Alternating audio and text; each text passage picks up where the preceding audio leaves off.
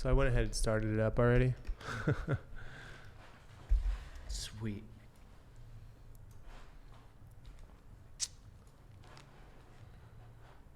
Yo. So if you can try and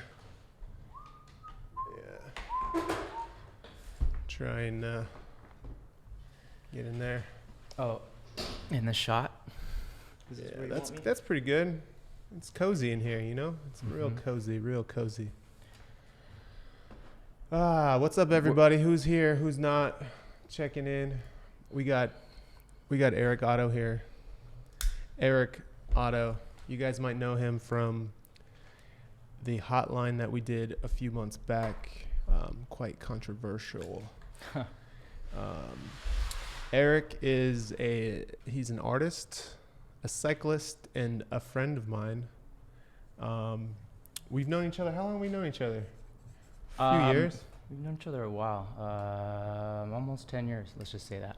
Yeah, we met in San Francisco. We met I was on a video project a while back, and some people I was working with knew him, and they were helping him with like a stop motion. And we met then, and then I don't think we really hung out until much later, though. So I want to ask you a few questions today, and then we're going to get to know Erik, and then afterwards we're going to open it up to some Q&A. Look at this. See? This man's an artist. It's me. That's kind of sick. So, yeah. Why don't you, that's my introduction to you. Why don't you give everyone who's watching a quick introduction about yourself, and then... Yeah. Okay, hey everyone. Thank you for tuning in. Thank you, Terry, for having me here. And like you said, we're friends outside of doing work together, and it all goes back to San Francisco. And I've been doing art full-time since forever. After I graduated college in 2005. I moved up to San Francisco, and, I was young and brave, and I guess I still am, but yeah, younger and braver, and decided I wanted to go full on and be an artist, and whatever that meant, I'd figure it out. And it's a fun and challenging life path, and the people you meet along the way are incredible. And there was a job where I needed video production, and I remember reaching out to you and your crew, and that was a fun and also tedious task of stop motion animation. Is it on the internet somewhere still? Oh shit. Yeah, probably. Yeah. I'd love to share whoever's there. I think I have it on my Vimeo, titled as A Long Way Home. All right, yeah, and it's kind of like my early work of when I was focusing more on like the house as a motif and metaphor. Yeah, thanks. But yeah, we kind of met through that, but then like I think it was like real quickly like going to your guys' office or studio and being like, whoa, you guys ride bikes?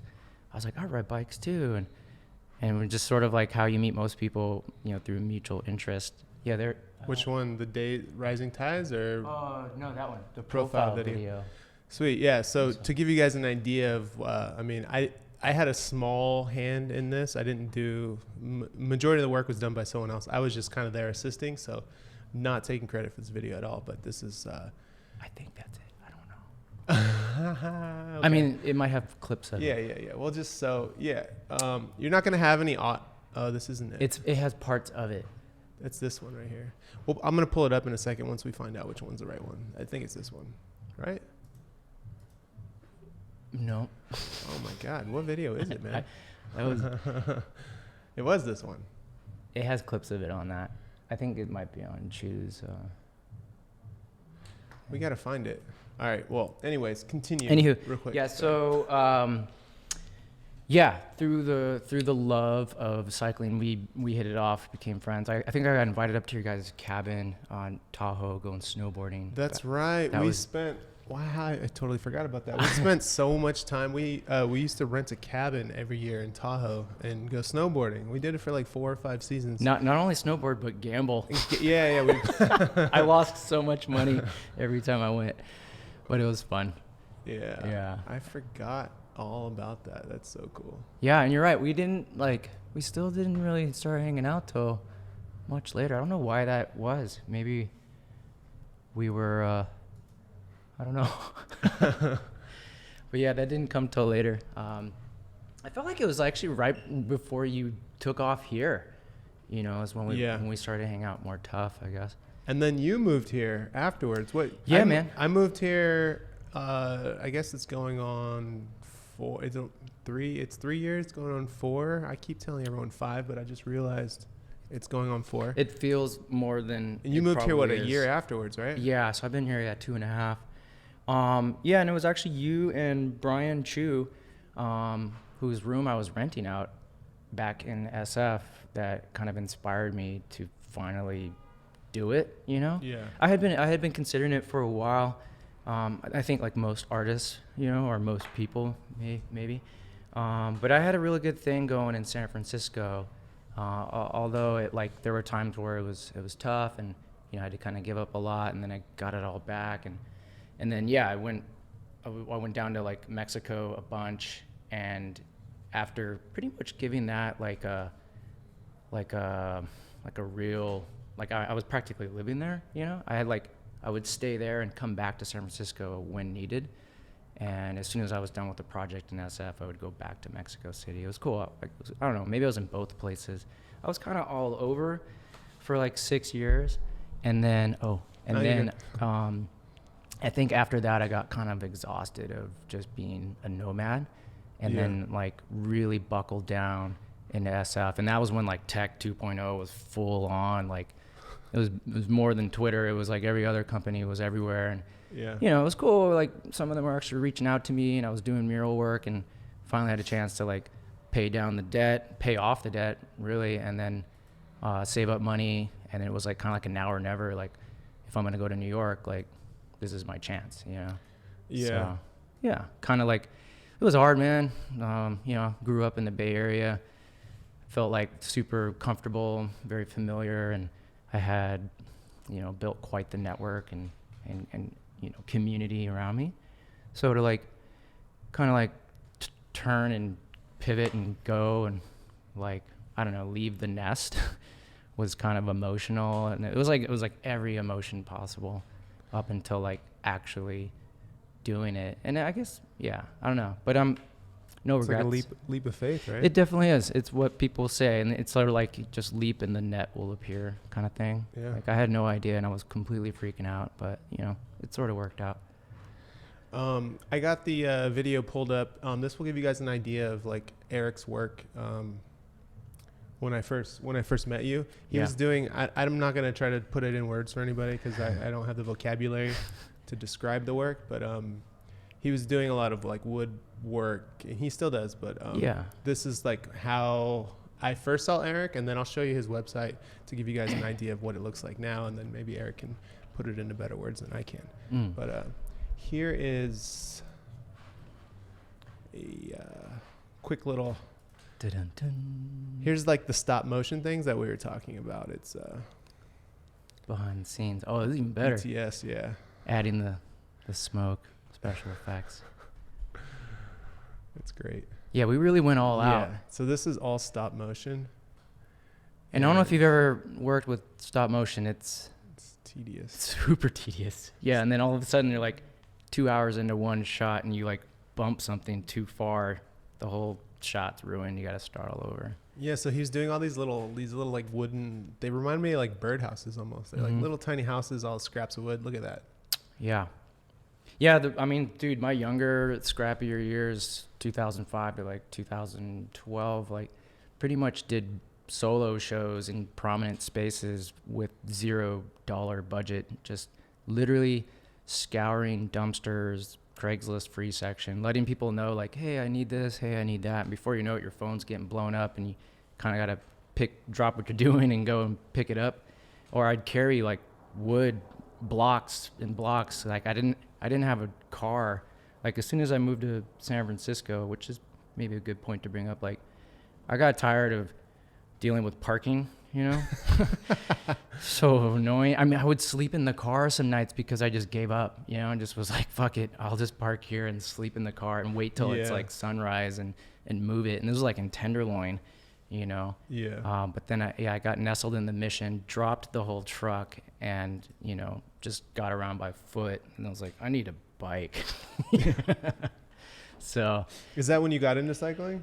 Yeah. It was kind of almost like a means of efficiency. But like, I mean, I've been riding a bike. I didn't want a driver's license, man. Like when growing up as a kid, I was into BMX like a lot of kids were. I looked up to my older brother, and I wanted to like keep up with him and his friends. And then I kind of like, he got older, got a car and moved out. Like he just was gone. And I was like, oh, I kind of still like biking. And I liked the whole like just going on long distance rides and sometimes throwing my bike over a fence and going like kind of in areas I probably shouldn't have been, but it was a fun way to explore and reach further, you know? And then it came time, like, you know, high school, I was like still riding my bike. I was riding my bike everywhere. And so that became kind of a familiar thing. But what's wild is in San Jose, you know, everything's so spread out. So it like almost like LA style, like you're kind of, it's like mandatory to get a car. And so I had a car through college. It was a commuter college, and I had to like get there back and forth, sometimes like twice in a day. And then I guess then my reach went even further. But yeah, as soon as I could, I got rid of that car or truck when I moved to the city. And you traded it for a bike, or you? I traded it for a bike, and like, dude, man, bike.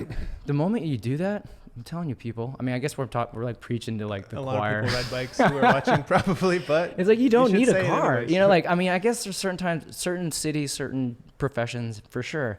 You know, but like car ownership, like I never really been quite into it, and I guess there's something I wanted to point out, like the whole like empowering feeling of getting on two wheels and like using your body to propel yourself and to get somewhere and be as efficient, if not more efficient, you know, and what that does to you mentally, physically, like the freedom, like the just how you're experiencing the world. And even I think what it taught me was to be a minimalist, like was to like carry less stuff. You know? Yeah. So, like, you know, when you have a car, you just throw it in the car, you know, like fucking. Your car becomes your locker. Or something. Yeah. And then becomes your backpack becomes your locker, or like, I don't know, you just learn to just have less stuff. And I think like as far as cycling, how it influenced, I really liked that among so many other things. I mean, I think the whole like, you know, I'm sure people can relate when they go on a longer ride when you're extremely tired, but all of a sudden you get this like second or third or fourth wind and you're like, oh man, like it's crazy. I'm way out here. I didn't think I could even do this, you know, but I am doing this and I feel great. And I don't know, it kind of, I guess it teaches you to keep pushing, you know, and life will open up. It's kind of cool. Wow, you just covered some ground. I had a couple of questions, and he went and he touched on a bunch. That's great. I was gonna get in. I know we're gonna go backpedal a little bit, but I wanted to show people your current work, or at least what's current on your website, and just giving everyone an idea of how it's changed over the years, and where you're at right now. So. Yeah, I mean, I feel like it's changed quite a bit, but I actually was just thinking about it this morning, probably because of this interview. Like, even though it's changed as far as medium or aesthetically, I feel like the messages and why I'm doing it, what I'm doing is still pretty much the same. Yeah. But yeah, there's like prominent collections I kind of broke up with on the website. This right here is like I think it will put me on the map. This is like fundamental like Erik Otto imagery here. I think that might be a poor description of how to say it. But this waves of change, this is you collaborated with MASH on this, with MASH SF on this, right? Yeah, totally forgot about that. Yeah. Good timing. Yeah, man. Mike reached out, and at the time, I guess another influence why I got on a bike was watching MASH videos. I was at some dude's house, and he was like, yeah, man, if you get on a bike, you got to do it like this. And I'm just like, whoa, these guys are crazy. And it didn't make sense. It was super rebellion. It was super just, like graffiti, just like kids picking something up and going for it, And so I extremely looked up to Mike and what he had built and just the whole MASH community. So when he reached out, I'm just like, easy answer. Yes, let's do this. And it was pretty much, he already had it all worked out. I can't even take credit. Like he pretty much knew what he wanted and knew which piece and like how to go about it. Like I was a little confused with the templates. We made jersey, jacket, pull off sleeves, whatnot. Yeah. And a water bottle. Yeah, you did. Do you have that? You don't have that on your site. That image. I don't. Yeah. Man. Okay. You should put that. You should. Yeah, I'm gonna write that down. Yeah, write that down. I mean, I think it's cool. Yeah. Collaborated. There's a lot of I guess it fell into art, art collaboration, design, Yeah. But yeah, it's definitely more about my work than say some other design collaborations I've done. So I should highlight that. So that's sure. that's under projects. I have the bike that I painted for Chrome. That's right. You did a project with Chrome too. Yeah, you put Chrome in here and not MASH. Come on. No, but it's interesting. I've definitely been, and I embrace the role of being the art guy in the bike community. I guess you get some fun projects every now and then. So as you can see, Erik also does. I don't know. Did you have? I don't want to come incorrect here. Correct me if I'm wrong. But you have yourself, and then you kind of had a business for these kind of installation things, or is that true? Or am I saying it wrong? Yeah, no, I mean kind of, yeah. I called it Vessel, and I still kind of refer to it as Vessel. But at the end of the day, it's all talk. It's just me, I think what I was trying to do, and what I'm always trying to do, is separate my different identities. Yeah. Like as it stands now, Erik Otto, that's my name that my mom and dad gave me, but that's also my business, it's registered and established as a business. And oftentimes I'm referring to it as almost like a third person, like it's not me, Yeah. There's me, the real me, and then there's the Erik Otto artist me. And then there was other interests coming in where people, may or may not, they liked my work, they liked working with me, but they may or may not wanted my art aesthetic super specifically. So I kind of entertained the idea of starting, and it's still on that back burner. It could happen, I don't know, but kind of forming Voltron, other creative people, both in the business and in production, to take on larger projects so that we can present ourselves to larger companies and do things that are more three-dimensional and whatnot. And I think in the end it was really much just about me, and it was hard to kind of manage and formulate a team, and I'm just at capacity most of the time. So yeah, I mean, it's still the process of going down that mental path of almost creating this other entity that is a split off of who I am. Yeah. My personal fine art practice, that's the core. But then it's it allowed me to be more open and embrace collaboration and reaching out to people in a non egotistical, emotional way, just being it's strictly business, this is what I can do, and this is what I can do for you, and this is what kind of results it could provide. And people responded to it. I feel like I got into it before it got really saturated, and did pretty well, and I'm still trying to figure out where I want to go with it. That was also right place at the right time, I think, too, being in San Francisco when the Tech 2.0 popped off. Mm-hmm. Like, I don't want to discredit the collaborations you had with those companies, but it was perfect timing there was tons of money coming into San Francisco and lots of new developments happening. And they wanted to be like, in my opinion, they wanted to be like, oh, cool, San Francisco artsy art vibe. Yeah, yes and no. Cool kind of. Yeah, somebody. There's always like that one. Like, we think of companies, like they're these big monstrosities or whatever, but they're really just people, right? And like, there's always like that one person, and that's who you got to meet that like just like understands and appreciates what San Francisco used to be and is still known for. And that's really good to hear that there are people in those companies. And sometimes, but sometimes the company itself, I'm not going to name company names. I've worked all of them from Please here don't. To Google, being a big one. Maybe the company itself, like at the bare bones, like maybe they could kind of care less, but then somebody along the way, like an interior designer or an architect or some kind of curator, consultant, kind of like gave them the heads up, like, yo, you should really like consider this and educate them why. And then they're like, oh, okay, and they make it a line on the checklist, and that's where I kind of wrestle with it. Like, do people really want, and this is like a whole other podcast. Do people really want me, like, for my art, or am I just fulfilling some kind of like, some checklist? We brought in the muralist. Yeah, we support local art. Check. Like, and it's like, and I'm like, yeah, cool. We recycle, I'm making some. Check. Yeah, because I've poured my heart and soul into some of these murals for office spaces, and then I'll go back and be like, because I didn't have a chance to take a professional photo, or the place was a construction site, right? And I'll come back with like a photographer or a friend or whatnot. Yeah. And I'm like, oh, hey, hi, checking it at reception. And they're like, who are you? And I'm like, oh, I'm the artist, expecting to be like, oh, you're the artist?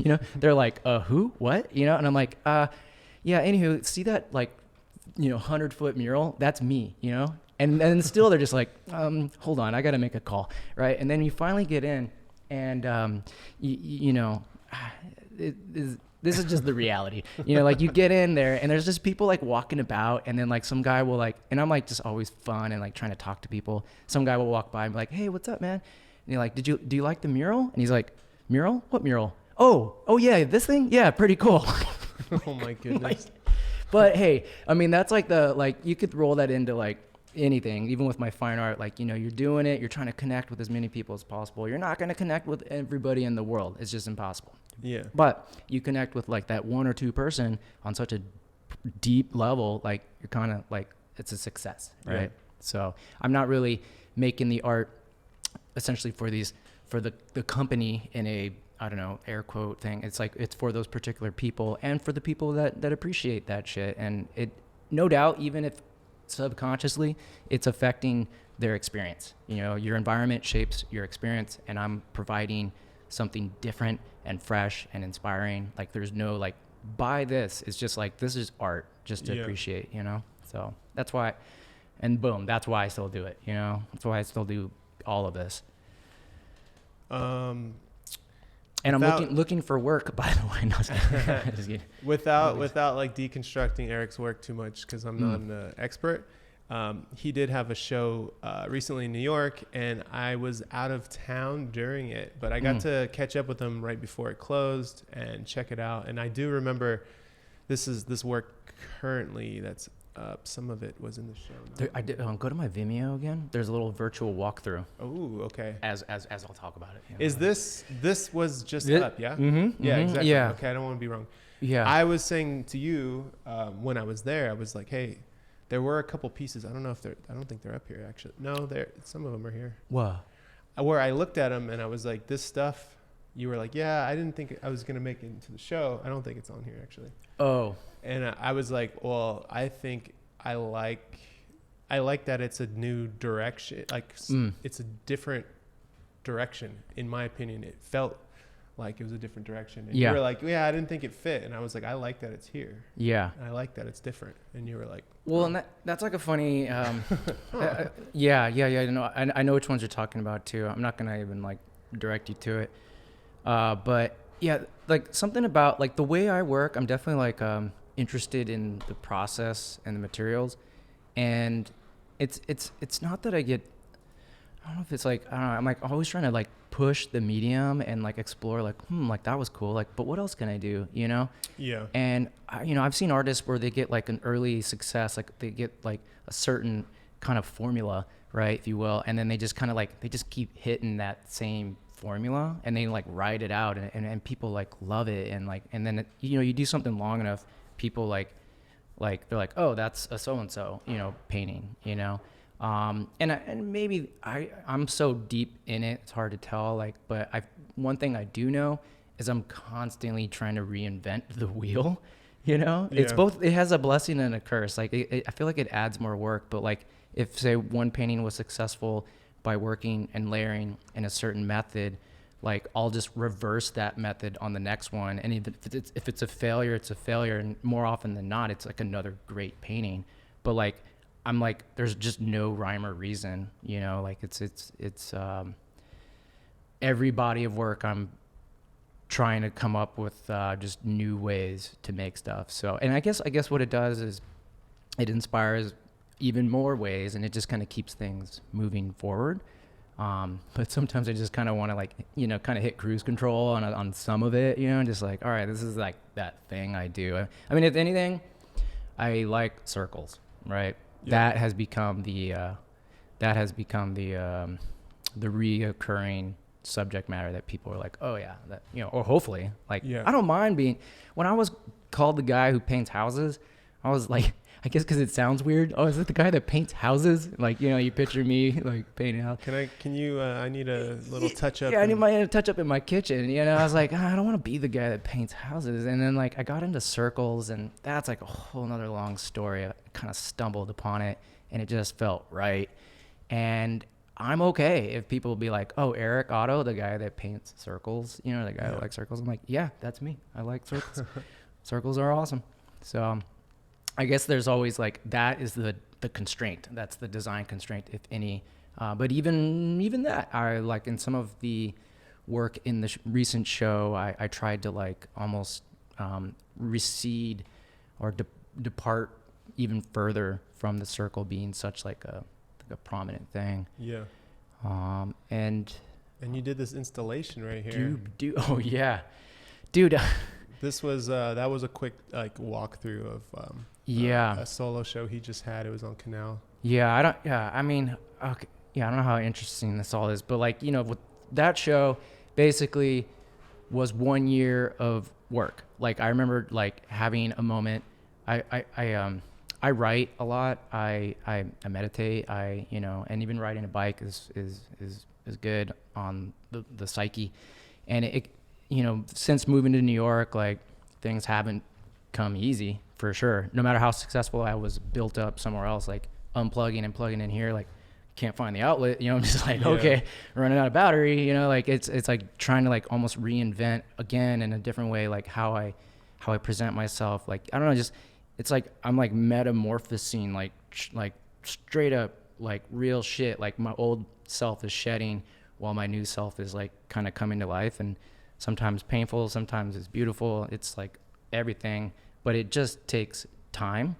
And, one thing I felt for me to kind of like, to combat the restlessness and the anxiety and feelings of overwhelm, and like, why isn't it working now? Like, what am I doing? What have I done? Like all these, the flood of shit, it's just like, kind of like, oh, I just need to be like, kind of like calm, like as if I'm in the middle of like an ocean, mm-hmm. and I'm like super vulnerable, but like if I just remain calm and just kind of keep treading water, like I'll float, I'll be good, But because at the moment I start to tense up and struggle, boom, I sink like a rock, I die, So yeah, go with the flow, man. It was like some like strange, like crazy, like water dream, and then applying all the other things, like when it rains it pours, moving life through with flow and energy, and like creating like a ripple effect with like your life's work, like all these different like water metaphors kept like drilling, and it became like clear, like, all right, like I'm gonna dedicate my next body of work into like all the symbolisms behind water, and even how I made the work was more watery, or like the color choices, and And just like it was like a character that I went into, you know.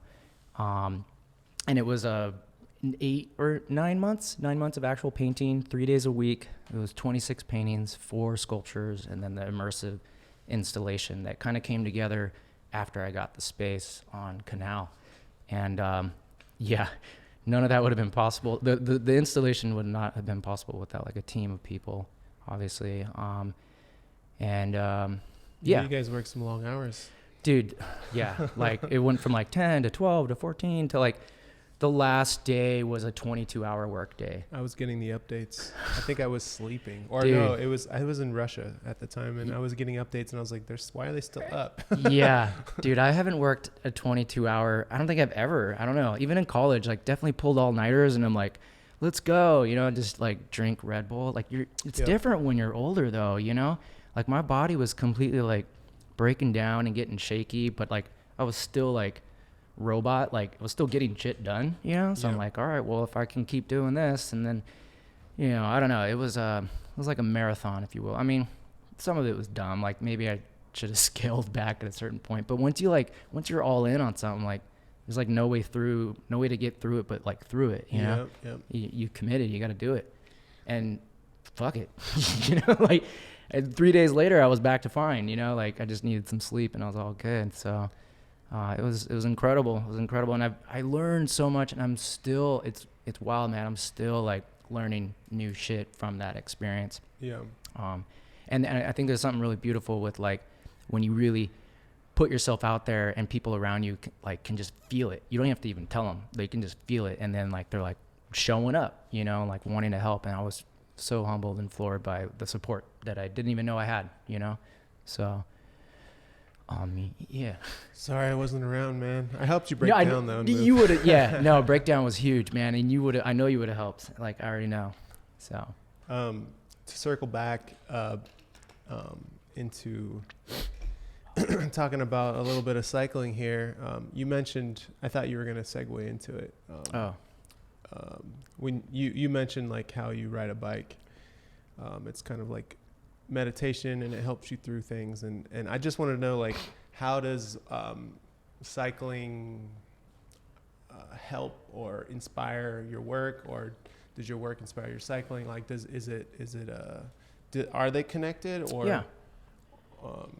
I mean, even if you think about like on a basic level, the bike consists of 2 wheels. Wheels are a circle. They're about movement and moving, you know, and my work is about circle. Like that one's kind of like almost like maybe not so obvious, and I don't want it to be obvious, but I'm sure there's something there. But yeah, definitely biking influences my art more than my art influences my biking. I feel like, you know, if it wasn't biking, I guess it'd be like doing something out like running or like mountain climbing or some shit. Like there just needs to be some kind of like physical activity that is not like super like what am I doing and why am I gonna do this, like where you start to like get really like hypercritical and overthink shit and then paralyze yourself. Like biking is something I just get on even if I'm like tired or feeling out of it or hungover or whatnot, you get on the bike and you just feel like boom, like I'm back, right? And you bike enough, you know, not like commute, but like going on a ride, you know, like what that does for you, even if like it's painful in some of the experience of doing it or getting up mad early or whatever. That just reminded me of something. We should go on a ride again. yeah. I've been kind of MIA. Yeah. I'm all talk, right? But you know, I love it, and I love where it takes you mentally, and I would just have to compare it to, you know, like meditation or anything else. Like it's a repetitive activity. It's simple. It's just you and your body like exchanging force to like move, and the whole movement thing is rad. Like I've done walking, I've done running, but like biking, you travel further. And like I think the whole like I used to break dance and do gymnastics, and I'm very like I like to like move around, you know. I know. We should have talked about that. Erik is a good dancer. Like when you think of a guy who can dance, that's Erik. Cut it up. Hide your girlfriend. Fred Astaire is my influence with that. But yeah, I like the whole like just the connectedness to to the sport. And I guess that's what even really like became clear when I hopped on a fixed gear bike, which is like what people talk about, but like I'm sure it's like dead at this point, but like as far as everybody knows, but it's still like I ride all bike. I love all, you know, biking styles, but man, fixed gear is a whole nother like level of like hyper focus, you know, that's like and connection to not just you and the bike, but what's going on around you. You have to really read ahead. Yeah. You know, I love that. So yeah, I guess like if, you know, for most people go to the gym, I don't know, I guess I'm pushing 40, fuck it. That's my age. And you know, biking is my secret. You know, I would like, you know, I make sure before any job, before any meeting, like I tack enough time to like ride my bike there and have like 15 minutes to like cool down. And then like I jump into the like meetings for sure. Like it's almost like a secret weapon, you know, cause they're just been sitting in an office shuffling papers, or I don't know what people do, you know? Yeah. And then I show up, and after like that blood rush, you know, I'm like boom. And I'm like handling conversations with like 5 people, you know, and being like, and like confident about my work. And it's like, it's proven to be effective. And then I took this tip from an architect, David Baker, where any job site, you know, you have, before you start working, you should ride your bike there. Yeah. And so to kind of like, no matter how far, you know, like if possible, ride your bike there, and you will get like a better sense of that job site and its connection to like the world around it, and like the layers around that, and so on and so forth. That makes sense. You know, like the grid around it. Yeah, because you know, like if I get dropped off by a you know, private cab and just walk right into a lobby, I'm like, oh, cool lobby, like, but we'll have zero connection to like the community and the neighborhood and like, I don't know, the trees and the foliage or the other local architecture, like all those things, like, you know, again, maybe not like super obvious, but I'm like all about sponge. Like I want to soak in all that like extra exterior influence and have that like just sit up in my noggin. And then when it comes down to ideation and like sketches and stuff, like that stuff just kind of just comes out, you know? Yeah. So, and yeah, and I'm very much about that. Like, cause after I leave, I keep going back to art. That's okay. After I leave a piece or a painting or a mural or whatnot, like it's no longer mine, you know, it lives beyond me. And so, you know, it's kind of important to think about that, but you know, which goes back to like connection and biking, having a connection, and, or I guess instilling, you know, I don't know, if anything, dude, biking is rad. And I think another big thing out of biking is the people I've met, you know, I talked about that, but like, you know, beyond, you know, granted there are egos and whatnot, but you get past that and it's just like a global community, you know, and we're seeing it right now. Like, what's up, y'all? Like, this is crazy, you know, like I could be talking technology, man. Yeah, I guess it's that, but it's like through biking, right? We're not talking about pottery or baking or whatever, like, like, and, meets, and I've traveled, and, I got that like custom, you know, MASH, like bike bag or freight bag to bring my track bike like everywhere in my nomadic days. And man, I kid you not, like, you know, as an artist, like it's so hard to meet other artists. Like, I don't know, they're so like locked in a cave, or they're like socially awkward, or they just too much ego. It's really hard. But then you bring your bike out, you know, it's almost like a buffer or something. And then all of a sudden it's like, oh, you ride bikes? Let's ride bikes. It's like you're wearing your common interest on your chest, like a pin, like bing. Yeah, I like bikes. I see you. Brought my bike. Cool. You too. Sweet. Yeah, and then that's it. Yeah, what's up, dude? Made some of the lifelong bestest of friends around the world through showing up with a bike, you know, and looking more forward to that sometimes. And then I think in like Mexico City, that was like a huge factor to getting like real tapped in to a community. Yeah, you were dialed in. I went to Mexico City with Erik 2 Junes ago. Mm-hmm, 2 Junes and he already knew, you know, like a lot of the people. So it was It was easy. Once we got there, he knew everybody. Like someone came and picked us up, and like we were kind of locked in, and we had our bikes, and it was like there's no better way, in my opinion, to see a place than by bike. There's so many benefits we could, meeting people obviously is easy in, but like if you don't know a place, go ride a bike. Even if you don't have a bike, go like rent the little city bike or whatever, bike share if they have it. Yeah. Or go rent a bike from a place. Get lost. I don't know. And find yourself again. Yeah. It's a good way to explore keep pedaling. And learn a city. Dude, even in that, are we out of time? Or? No. I mean, I was gonna segue into questions and then have you wrap up to what you're doing now. Okay. Well, I guess like another like to hit it, like Mexico City. This was 2013. I've been trying to be good at like nailing Dates? the years. Yeah. I went there. I knew I booked a one-way flight. I'm gonna try to keep this quick. And I was like, I want to make art in Mexico City and like have like a show, like kind of like a residency, if you will. And I had saved up money for this experience that I wanted to do. Totally just like my idea to do it. Could have done other things with my life, but I chose to do that. And I show up, and within like 2 weeks, there was like some kind of event, and I met like it was a bike event, right? Yeah. And then I met Pete Marty, through this bike event. Like I got like kind of like right away, like tapped into a community. All the while I was like reaching out to art galleries about spaces, and I was stirring the pots, Yeah. but I was like this outsider, and I didn't know Spanish as much as I do now, and I still learning. But like fast forward, like I'm in a space, like looking at it for a potential like studio spot. And once again, like the spot was like a no-go, but there was like a ton of bikes. And I was like, whoa, like whose bikes are those? Like those are cool. And then like everyone's like speaking Spanish. I'm like, God damn it. Yeah. Like, and then like some guy comes out, and he's like been on the phone the whole time. And he was like, hey, you guys from San Francisco? Like I was with my friend. And I was like, yeah, I am. You speak English? And how do you know that? And he's like, oh, I can just tell by the way you dress. Wow. Yeah. And our bikes are brands, it was very like San Francisco. And I was like, yeah.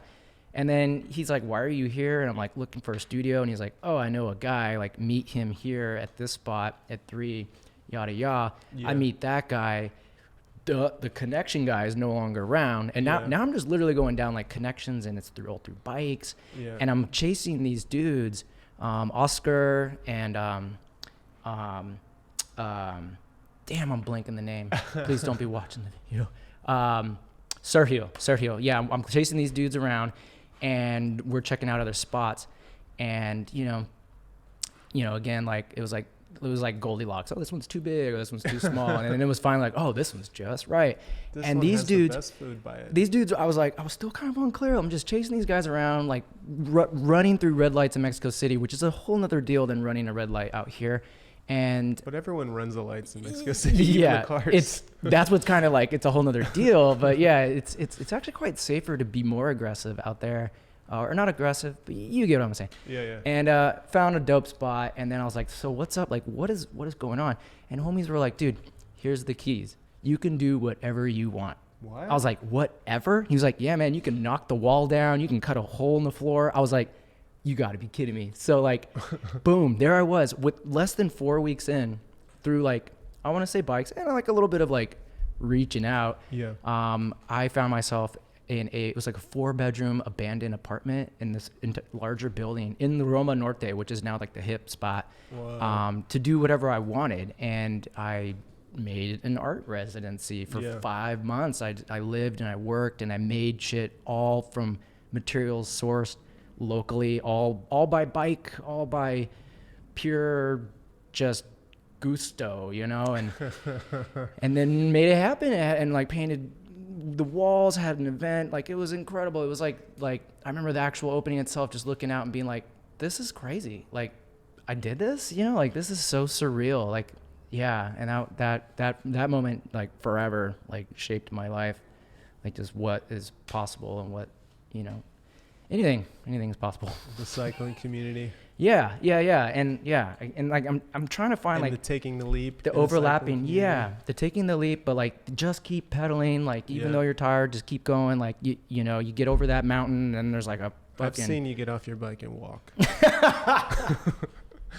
Oh man, no, call That's out. what. Yeah, that's and what I- even if you have to get up or get off the bike, And- you just and walk it with walk your that cleats shit. on, Yeah, yeah. and then like recover, get back on, keep going. Like don't stop, don't give up. You know, Yeah. that's like true. stay. Yeah, That's what reminded me earlier. Last time I rode with you is we did a track bike ride to I think we just went to the market, which is like a 60 or 70 mile round trip ride on our track bikes. with some pretty steep ascents and It wa- descents. Yeah. I was like looking. We were like, "Where's Erik?" And then I was like, "Oh, there he is." Yeah. I may not be as incredibly. It Like, had been a while since you went on a ride. it had been a while, and This guy I'm did rocking this like guy did a few bike tours in Mexico. on yeah. his I won't bike. say a Like, few, well, but like well, I a biked a long one. lot. Yeah, You and did a then long one, I did a so long one. You're Yeah, capable. down the Just give him the shit. peninsula. That shit was amazing. Seeing like dead snakes that are like 8 feet long on the side of the they're highway. That's crazy. Hot, and just going through villages where you're like an alien to them. That was also pretty fun, and I want to do more of that. Like touring, cycling. Yeah, I guess that's the touring? only way to really get that experience of being like so far removed. You know, I'm definitely like love urban centers, but like, you know, I remember on that bike ride being like in like a little town where you have to like double tap and zoom in on your phone, like all the way in order for the roads to have names. Like it's so tiny, Yeah. you know, and there's like a one little plaza, and then there's just a few roads around that, and then that's it. And like you kind of come up to these little villages, and I mean obviously people don't have a lot of money, you know. So there's that, and you feel a little awkward, but you're also like buying like, you know, popsicles and hamburgers or whatever you're supporting. Yeah. And it's funny, like people coming out of their house just to like get a glimpse, you know, like Yeah. because you're not something they see every day. Yeah. And all the Like dogs are were hanging you wearing out. spandex and stuff? Yeah. Oh yeah. We're Yeah, they're like, spandex what are these out. fools Yeah. looking? And we're also like really out of it too. It's like we kind of want to engage, but I'm also like Really so tired. tired. Yeah. Like laying in the middle of the grass, you know, and people just like crowd around you. And then it's fun. And then like you get on your bike, like, cause you got to keep making keep progress.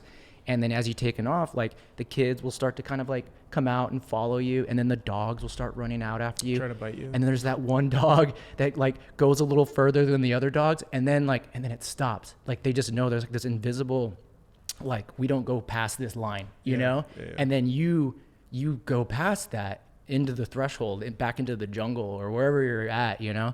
And you're looking back and like the world is so big and there's like this tiny little town. You had this like intimate moment for the time being, and you'll probably never come back. Like it was like, it's kind of wild to just have like the perspective that you get, you know? And like doing it all, like being outside of a vehicle with your own two legs, like I think that adds like a certain like humbling and empowering kind of thing to it. Yeah. I don't know. It's cool. And like I don't know how else to compare it to or what to compare it to, but I liked that. I liked the like, I don't know, you know, just seeing things that you normally wouldn't see. Yeah. You know, the nature shit too. Like, I don't know. Again, you can go on a road trip, but like on a bike, it's like you see a cool view, you're like, boom, hop off real quick, you know, and like, Yeah. and throw your bike to the dirt and just go for a little like hike up the hill and be like, wow, you know. That's why I think, in my opinion, there's so many like cyclist photographers. I mean, everyone's a photographer now, but like before Instagram and stuff was really popping off, like everyone I knew who rode a bike, like majority of them were also photographers. Yeah, you're seeing it's like more a shit. very visual thing, riding a bike. It's very visual. So I think there's a strong correlation between the two. Yeah. I want to just segue now into opening up. There's a few people who have been in here for a while. Some people are being mean. Some people are being honest. Thank you for being honest. Everyone's entitled to their opinion. People we appreciate that. You know, they're spitting their honest opinions out here. So maybe if any of you guys want to ask Erik a few questions, I can read them off to him, and then we can I'll have him wrap up on basically what he's up to now. So, Good. anything you want to ask Erik Otto, go ahead and type it in the chat right now, and we'll take that. What are Currently, we're watching the rough cut of your video. In the background of this stream. Some people are like, yeah, we need a round 2 of Erik Otto. A follow-up video. Yeah. I'm out of shape. No, I was kidding. I don't know. I remember having to like kind of like mentally prepare for this ride. And people, I mean, who cares? But I don't ride like this like every day. I know everyone's got like shit they want to say, but it's fun to kind of just like let loose, you know, and kind of disrupt the norm and just like have fun. And ain't nobody felt in danger. I know it kind of looks, it's the way with like wide angle POV, like action film. It looks more dangerous than it actually is. Even when I look at it, I'm like, whoa, that was close. But in the moment, in the actual reality of it, it was not. It totally was not. I actually want to kind of like, it's Hollywood scale magic, it guys. down. Exactly. YouTube Yeah. magic. It's incredible like that it can achieve that effect, but trust me, like I wasn't that close to that door at all. Like whatever. And that cop did not care. Yeah. So we got a couple questions here. Dimitri's asking, did you go to school for art, and yes or no? And then what are your thoughts on art school? Ooh, I did not go to art school. I wanted to, I remember that moment, like dinner table, like, hey dad, like I want to be an artist. And he's like, what? Parents, whole family, nobody understood me, or I had no one to kind of like in my family, like my extended family, like to refer to even.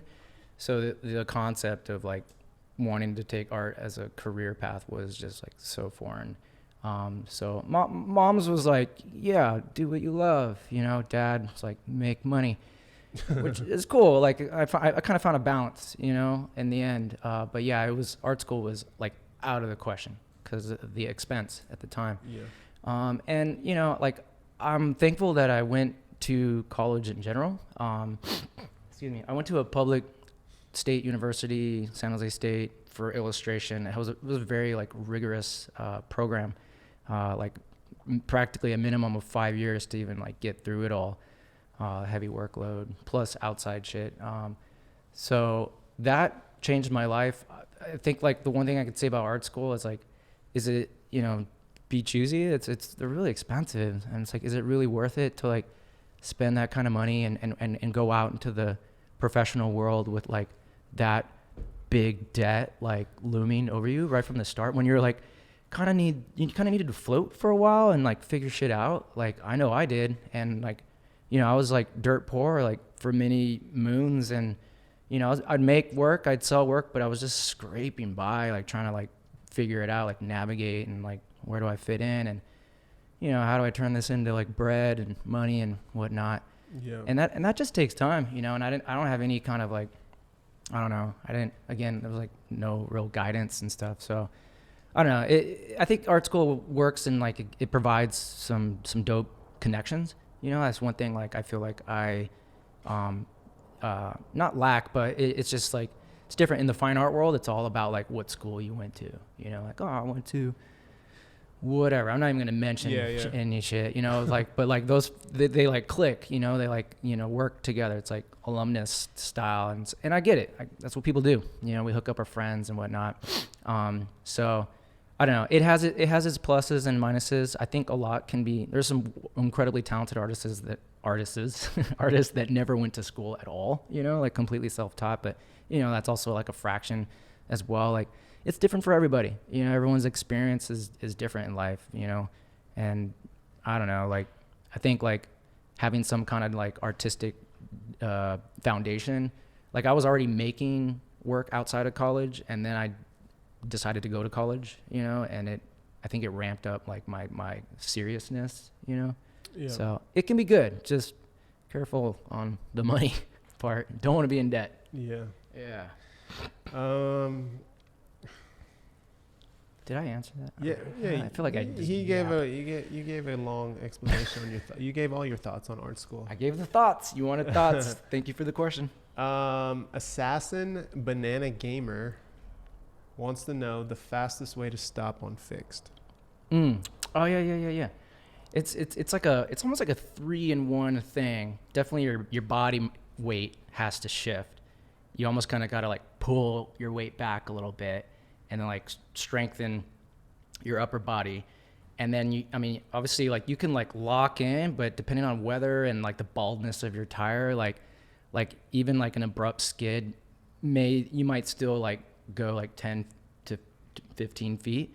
I kind of did it there. Like the best way to stop is like a TED shred.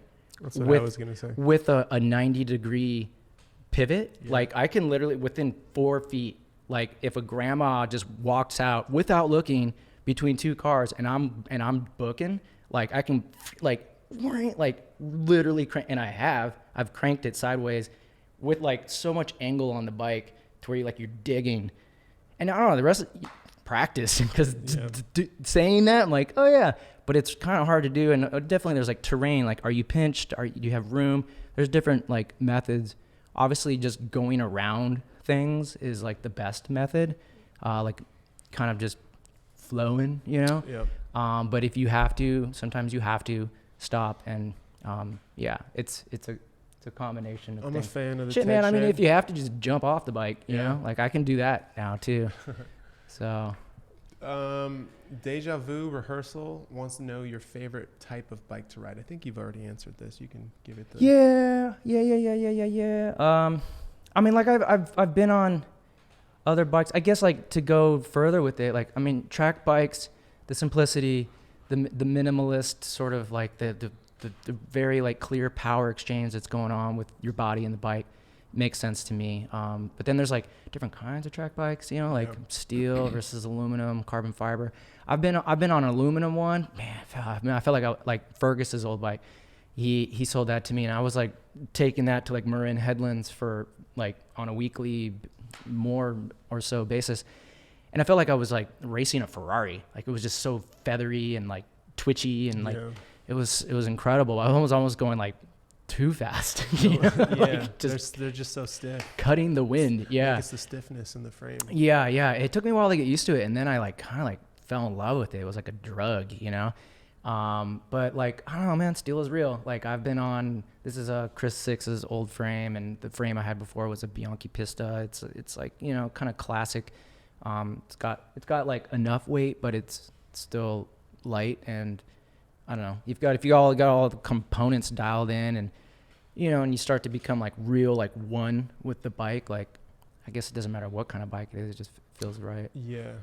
I mean, I would love to get off road more though, you know, hit some sweet dirt Maybe jumps. 2020 is your year. 2020 is your year. Yeah. It's not all about going fast. I want to like explore. Yeah, bike touring. Yeah. Let me see. Caustic Caden wants to know underground bike companies ? Underground. Mash us. You're answering this. Sorry. What? Oh. Just underground bike companies ? Well, I don't know. What's the question? I mean, Mash is like the biggest, like, you know, I would think, dopest brand, like I guess boutique brand. I mean, they both collaborate and produce their own stuff, and it's always like top notch, best in the game stuff. So, but you know more. And then what's wild is like Terry's filming me biking and whatnot. I'm talking about biking. Like definitely, I'm a cyclist, but I'm not like that deep. Like, yeah, I don't know. I'm an artist. I'm a guy. But there's only 24 hours in a day. Yeah. I would love to get deeper. I think maybe it's like, time, it's money. But I mean, bike brands, like I was, you know, I was like kind of like big into cadence thing for a while. And, you know, Cadence. I've worked with Chrome, I've worked with Mash. You know, there's so many like cool little brands now, like discovering every day. I'm going to do a rain guard with Mus guard. Oh, that's cool. Yurij, I don't know how you say his name. We're going to be working together. He just had his second kid. Congrats. So we're going to be doing a little like, what do you call it? Fender? Yeah, fender design. You guys are familiar with the Mus guard fenders for your bike, for the rain? Yeah. They make really good fenders that roll up. That's cool. Yeah. Yeah, that's an underground one. Yeah, that one. It's him and his girlfriend, or That's great. yeah, partner. Let me see. What artists do you draw your inspiration from? Yeehaw. Oh wait, Steven Suckle. There's quite a few. As far as going into like art history type speak, rather than just like current people. I guess I'll start there. Like, I think in college, obviously school never really came easy for me, and art's the only thing that kind of kept me afloat. And I think it was like an art history class. I mean, I know it was an art history class when we got into more, right before pop art, I guess, came about, was like Robert Rauschenberg and like American artists like Jasper Johns and Jackson Pollock, kind of like part of an abstract expressionist movement. But I think what made it really stick out in my mind was the basic fundamental of like kind of like just departing from the normal ways that people were making art, like, I don't know, paintbrush, like oil on linen, like there was almost like a formula. And then these guys like took that formula and just like flipped it upside down. It was like, there are no rules. We can do whatever we want. We can make art with whatever we want. This could be my applicator. I could dip this in a bucket of paint and then smear it around, and there's a mark. And you look at it now and you're like, whatever. Like, but at that time, that was like fucking groundbreaking. Like, people were like, what? And it was met with so much like resistance at first, and now it's like every art school kid's favorite shit. Like, it disrupted the norm. It was kind of going and exploring and just opening up to me like all the possibilities of art. And in a way, with Robert specifically, like, he made art with trash. Like, he would literally pick up like whatever he found off the street and like combine it in his assemblages and like paint it and whatnot. And you can say what you want about its aesthetic value, but like, to me, they look remarkable, and it's relatable, because it's like you know that coffee cup, or that like, or he like hung a rock from a painting with like the eagle, like dead taxidermy eagle, like just like crazy wild shit. And you're just like, you can kind of like instantly get into it. It's not just this beautiful Mona Lisa where you're like, wow, that's really incredible. This guy like spent a lot of time to render that just right. Like, like I'm not really into like photorealist work. Like, definitely like there are like pieces you have to like give like homage to, but other than that, like, I'd rather just take a photo if I want to capture it in real. Like, I'm more into like expressive, like, it's like try to like say something more that you can't even really quite put into words. It's just like kind of like emotion or intuition just like coming out of you through like your vocabulary of mark making, which is all pure just putting in time and effort into things that you're curious and interested in.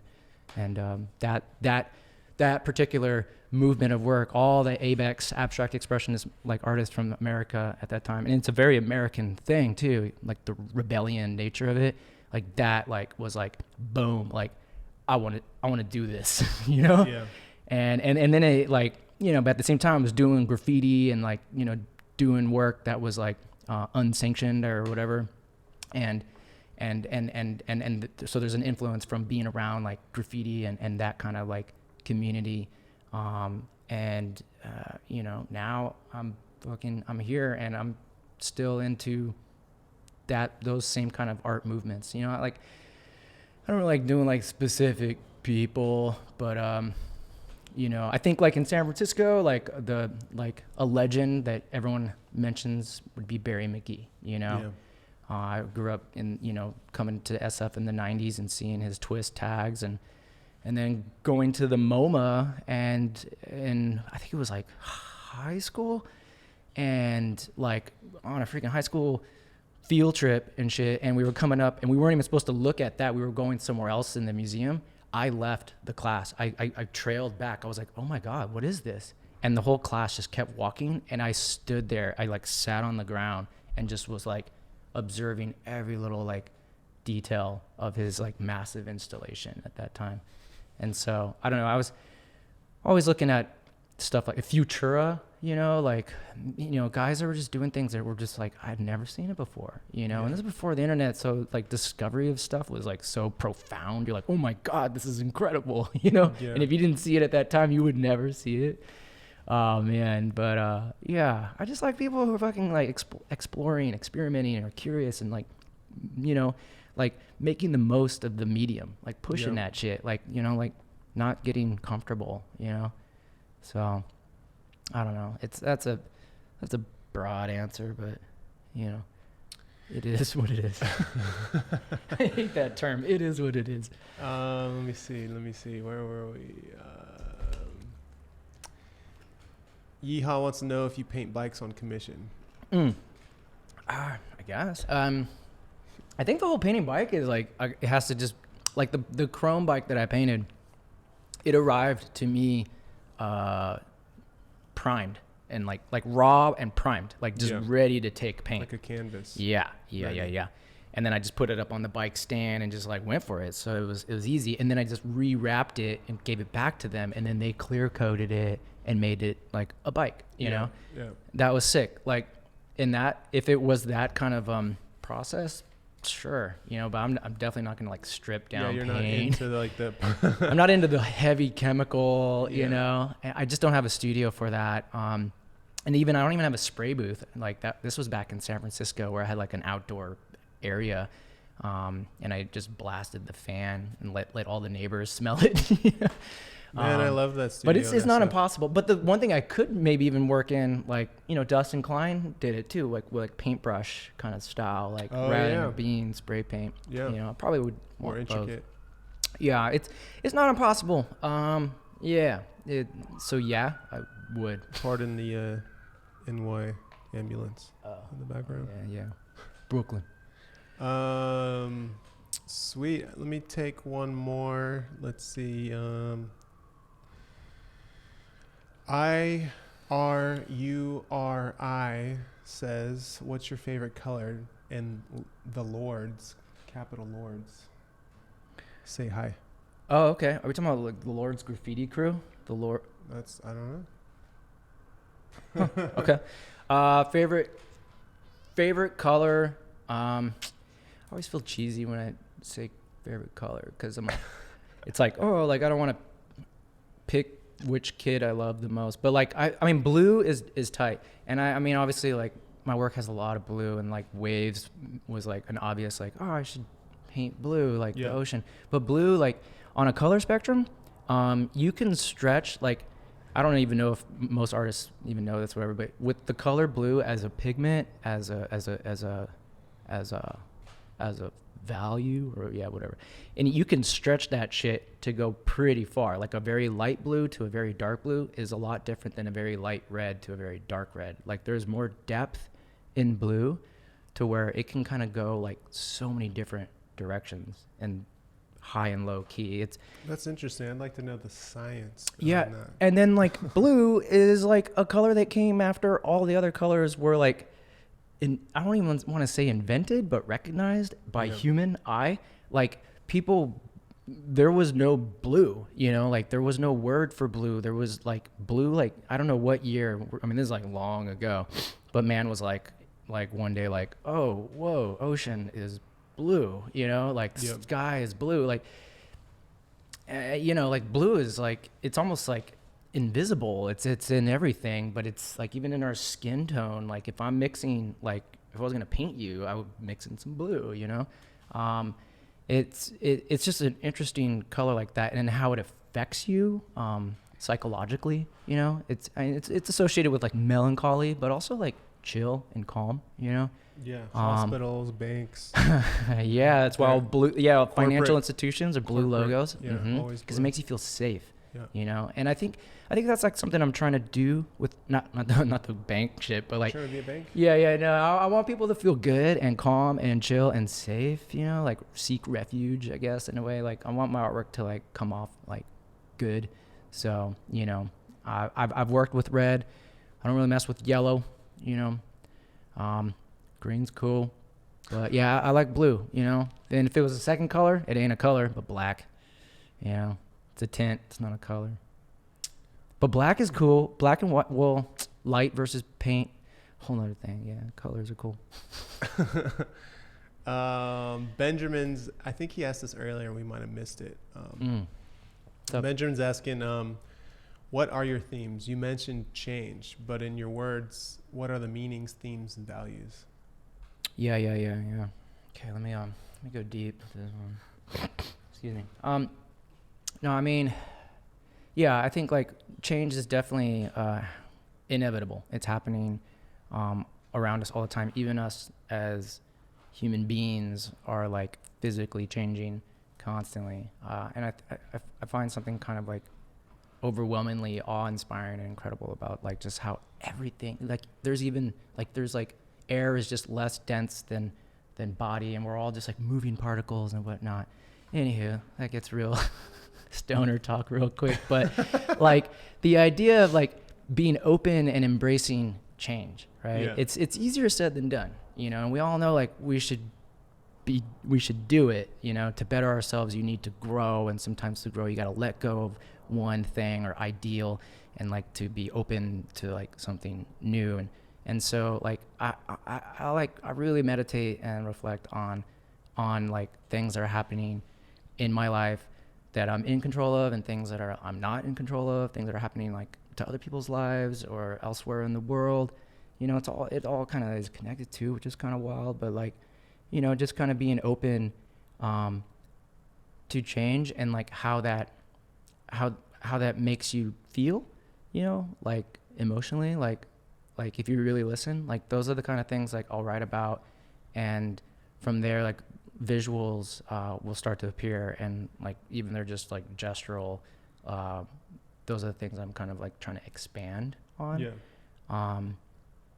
And like I don't know, whether being resistant to change or being open to change, and then like we're somewhere in the middle, and then I don't know, like having, when you make a change, like there's a piece that's called Change Starts From Within, right? And then like your spiritual side of you is deep encased in your physical flesh. Your physical is like this temporary thing, like it's just like running into things, but like your spirit is like what's kind of like really guiding like your everyday like values and what you're hopefully living for. Yeah. And so I'm always like trying to like tap in and try to listen to like what's going on in there, even though if it gets muddy, and like if I can like kind of like make some change there, then it'll kind of like reflect beyond into the outer, and like perhaps like manifest like something positive in my life or someone else's, like, so trying to like have change start in a genuine, like wholehearted, like authentic self place, and then projecting that, and then having that have like an impact, I think you answered it. Yeah. So I mean, yeah, a lot of, like, and that's what the circle like is real about. Like, it's like an open kind of filter, I mean, it's a lot of things, but it's kind of me, but it could be you, it's like the identifier, it's the character in this worlds or environments, and like the micro dot like ring, like that to me is more about like a meditation, repetitive, like infinite kind of like channeling kind of space, like to do that mark, like, and where that puts you mentally. I'm hopefully that like comes off in like how you observe it, Yeah.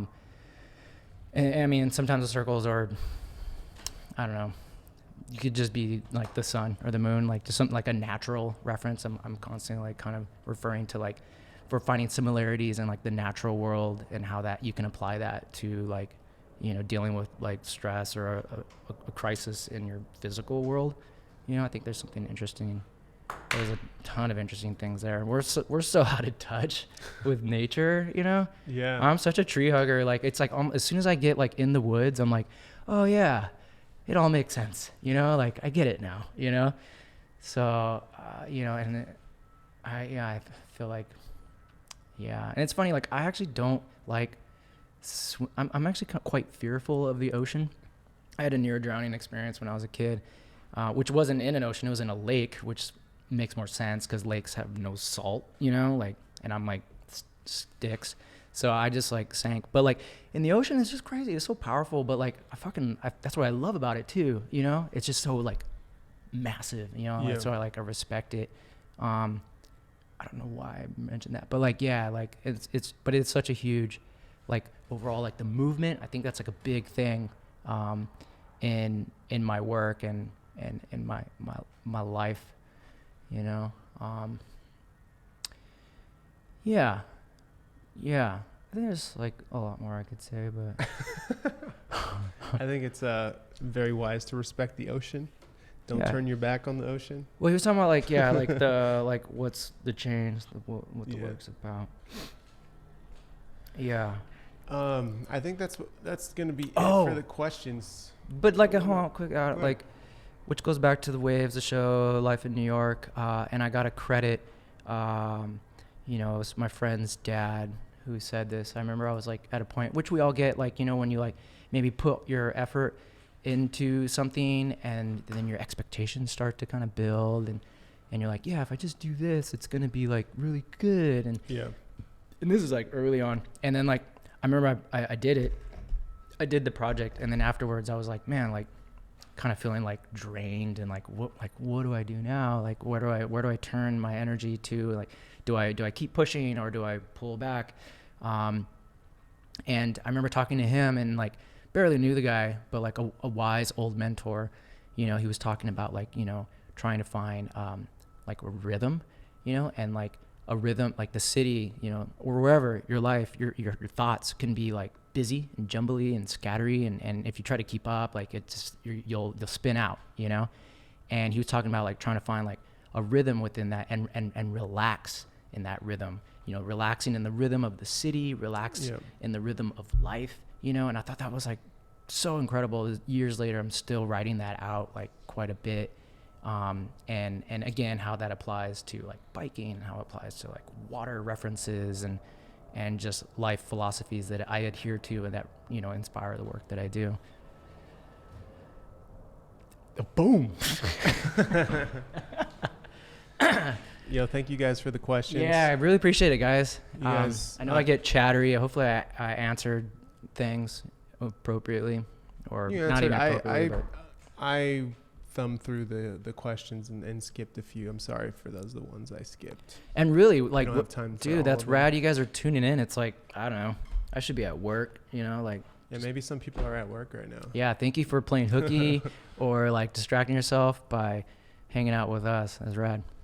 Well, yeah, I just wanted to wrap those up and also just now that we're here and we know about you and everyone's got their questions out, we've learned about your past and how we met in cycling and your work and your latest show in New York. Like, what are you up to now? Like, what are you gonna do now? Let's plug. Let's plug. I got a new book and a movie coming out.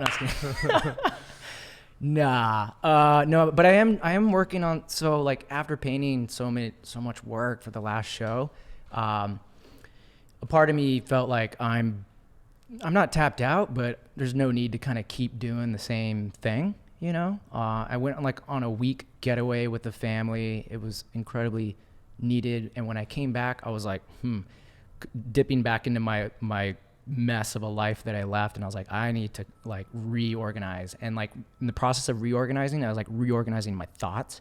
And like, I felt like once again, like as far as growth, like a part of me kind of like died off, like with that last project. Like I did it, it's done, it's time to move on. And in order to move on and move forward, I need to kind of start new again. Yep. And so I'm actually making some new work that is kind of for the first time, like not about painting at all. It's more about material and it's textural and it's got neon light base. I mean, I had a few of them in the show, but now I kind of want to like make it my 100%.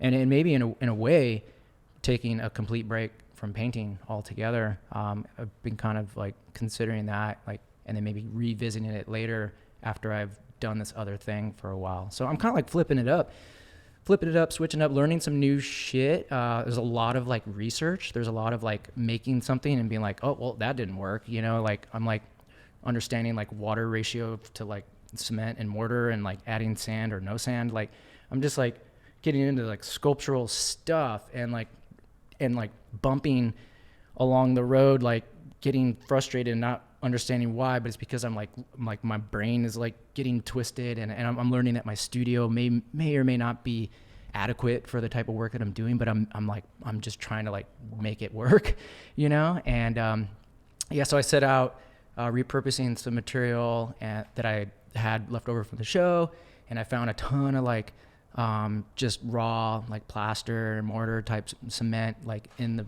warehouse building that I'm in, and the owner was like, I didn't even know it was there. It's all yours. I was like, fuck yeah. So it was almost like free, like fate or serendipitous. Yeah, it's free.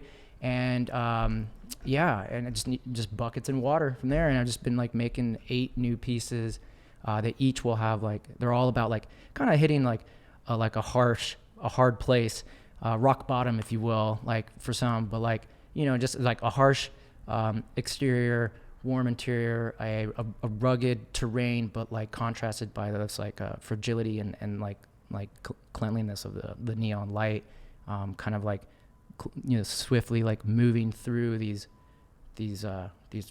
harsher exteriors. I don't know. That's like what I'm trying to do with it. I'm kind of also just letting go and kind of letting them kind of just develop, you know? Yeah. But yeah, I have an open studio for anyone in the New York City area, both living or traveling. I have an open studio December 7th, Saturday, December 7th. It's like 5-6 weeks from now. Trying to catch y'all between the holidays. And then I'm also just open to like, which is another new thing. I'm open to people coming by, like open studio, but also like studio visit, you know, like hit me up. We'll get coffee, have a beer, depending on what time of the day it is. And we'll shoot the shit and talk art. You know, just trying to put myself out there, just why I'm here too. Like I'm a living, breathing person. Yeah. I'm alive. I didn't get hit by a car yet. Hey man, don't say that. Yeah. I'm not superstitious, and I'm not afraid of death. Let's get. Anywho, I love what I do. I love the fact that some people care about what I do, and I hope to continue. You know, another thing I'm looking forward always is to just make more work and to be able to share that with as many different people as possible, and meet more interesting people and build and grow like community, a team, and just all of that, you know? Yep. Yeah. Well, thank you, Erik, for coming on. Thank you guys again for joining us on this quick. How quick? How long have we been on? For this almost hour and a half of getting to know each other. It's like 2 episodes of something. It's good. On Netflix, yeah. Trying to make this a more regular thing, as some of you have noticed. So hopefully I can sit down with some other people and talk to them, not to take any, shine away from Erik right now. But if you guys have any ideas of who you'd like to see on this, go ahead and drop it in the real comments, not the live chat, but the comments to the video. And I'll talk to you guys hopefully on the next one. Also, check out the video that was just uploaded this morning. Oh, yeah. Quick plug. Yeah. Do you have any links or anything that people should check out? I do have your website and your Instagram links. Website is professional. Instagram is fun. And those are like probably the 2 most important things. This is Erik's store right here, by the way. Oh, yeah. I got a shop. It's on his website, on his shop. Check it out. And yeah, anyone listening, if you type in Forever Forward in the purchase on the page, you'll get like 20% off just for y'all watching. Forever Forward. I think it expires. God damn it expires today.